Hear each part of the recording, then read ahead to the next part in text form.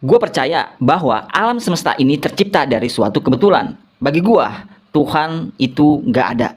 Oke, sekarang gue tanya sama lo, apakah kebetulan itu hal yang wujud? Ya bukan, kebetulan itu bukan wujud. Oke, gue kunci kata-kata lo tadi ya, bahwa kebetulan bukanlah wujud. Jadi gini, paham ateisme itu tidak pernah dibahas di Al-Quran, karena kalau sesuatu yang bukan wujud tidak bisa menciptakan yang wujud. Lah, lo pikir aja, alam bumi ini sudah jelas wujud, oke? Diunsurkan atau diciptakan sesuatu yang tidak wujud, yaitu kebetulan. Jadi aneh, sesuatu yang wujud atau ada, kok bisa disebabkan sesuatu yang tidak wujud, yang bernama kebetulan. Coba pikir lagi pakai logika lo itu ya. Alam raya yang nyata ini, masa iya diciptakan dari ketiadaan? Apa iya sesuatu yang nggak ada menjadi faktor, sesuatu yang ada seperti alam semesta ini? Karena lo selalu bilang, tiada Tuhan, tiada Tuhan. Lantas, bagaimana ketiadaan yang lo agungkan itu menjadi sebab dunia ini ada?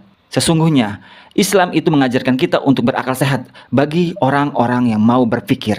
Lo bilang, Allah itu pencipta dan tidak diciptakan. Tapi, bagaimana mungkin sesuatu yang tidak diciptakan itu ada? Dan jika memang ada, bagaimana kita mengetahuinya? Bagaimana kita melihat, mendengar, merasakan keberadaannya jika dia memang tak diciptakan dalam dimensi kita? Allah Subhanahu wa Ta'ala itu Khalik, pencipta. Dari definisinya berarti Allah tak diciptakan. Karena kebanyakan orang ingin membuktikan secara logika bahwa segala sesuatu itu ada penciptanya. Misalnya meja ini dibuat oleh si tukang kayu berasal dari pohon sampai ujung-ujungnya sang Khalik, yaitu Allah Subhanahu wa Ta'ala. Tapi Allah berbeda dengan kita atau seisi dunia ini, bahkan alam semesta ini. Dia Allah sang Khalik, dia tidak berawal dan berakhir.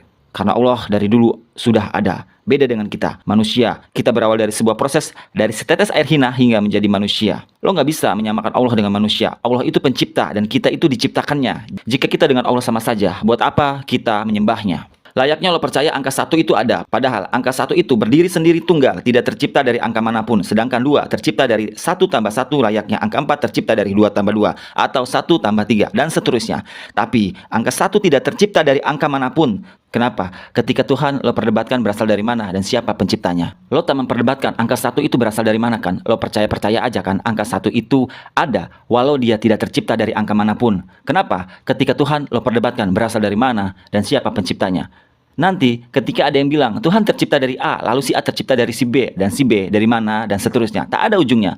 Lo mau itu kan agar yang tadinya percaya Tuhan jadi bingung. Akhirnya lo merasa menang dengan itu. Padahal orang bingung itu tak mempunyai Tuhan karena dia belum menentukan arah hidupnya mau kemana. Harusnya analogi angka 1 itu sudah masuk ke dalam logika berpikir lo. Itu pun kalau memang lo termasuk orang-orang yang berpikir dan pintar. Gue jadi ingat kata-kata dari Pak Habibie. Beliau bilang begini, orang pintar bisa dikalahkan dengan 1 fakta, tetapi orang bodoh tidak bisa dikalahkan dengan 30 fakta sekalipun. Lo ngerti kan maksud gue? Jangan sampai lo termasuk orang bodoh itu. Fakta di depan mata tapi lo masih saja mempermasalahkan siapa pencipta Tuhan. Sejujurnya, gue harus kasih selamat ketika lo bilang lo seorang ateis atau agnostik. Kok gitu? Emang kenapa? Ya, ketika yang lainnya beragama karena keturunan, misalnya ayahnya Islam, dia ikut Islam, ayahnya Buddha, dia ikut Buddha, ayahnya Kristen, dia ikut Kristen. Ketika yang lainnya sudah mempunyai Tuhan, lo bilang tak ada Tuhan.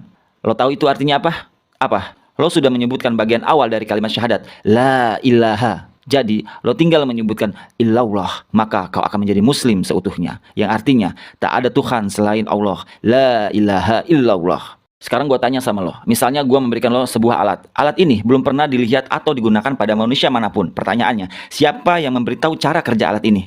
Ya tentu saja yang menciptakan alat itu atau pencipta si alat itu. Karena dia yang lebih tahu. Oke, lalu kenapa? Ketika gue tanya siapa yang menciptakan jagat raya ini, lo bilang itu terjadi secara kebetulan. Padahal gue tanya tentang alat tadi, lo jawab ada penciptanya. Kenapa? Gue tanya siapa yang menciptakan dunia, lo bilang tak ada penciptanya.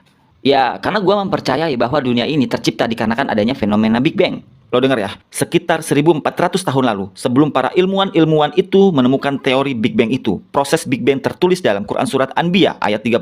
Dan apakah orang-orang kafir tidak mengetahui bahwa langit dan bumi keduanya dahulunya menyatu, kemudian kami pisahkan antara keduanya, dan kami jadikan segala sesuatu yang hidup berasal dari air, maka mengapa mereka tidak beriman?